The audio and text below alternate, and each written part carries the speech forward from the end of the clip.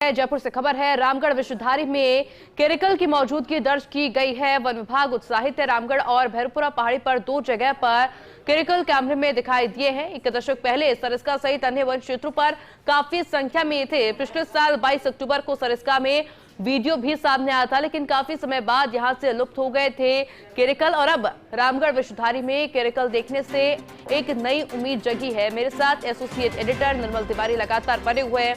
निर्मल जी, एक वाकई में पॉजिटिव तस्वीर इस वक्त हम दिखा भी रहे हैं स्क्रीन पर।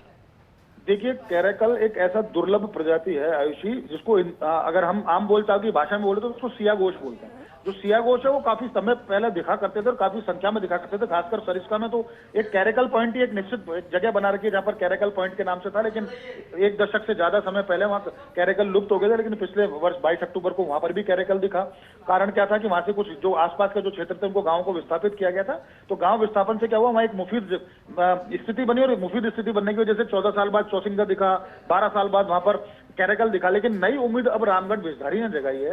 रामगढ़ विषधारी टाइगर रिजर्व में 19 दिसंबर को पहला कैरेकल दिखा, 22 दिसंबर को माफ कीजिए 25 दिसंबर को दूसरा कैरेकल दिखा। पहला का जो कैरेकल जो दिखा है वो कैमरा ट्रैप के अंदर आया रामगढ़ वैली के अंदर।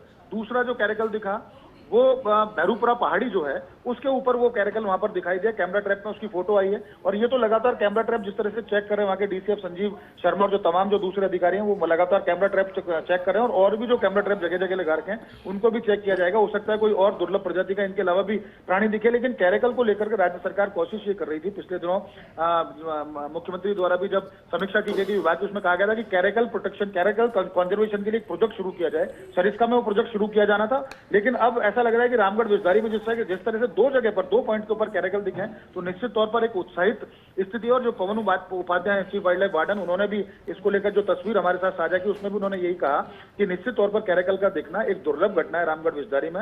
ऐसा लगता है कि रामगढ़ विषधारी का जो फ्लोरा और फौना है वो बहुत ही ज्यादा रिच है, क्योंकि वहां देखिए टाइगर को तो वहां छोड़ा ही गया और टाइगर लगातार वहां पर ब्रीडिंग कर रहे हैं जिस तरह से। और कल रात को जो सरिस्का से ले जाकर जो हरियाणा जो चले गया था बाघ, उसको वहां पर जो ट्रैंकुलाइज करने के बाद रामगढ़ विषधारी छोड़ा था उसको भी एनक्लोजर से बाहर उसकी हार्ड रिलीजिंग कर दी गई है।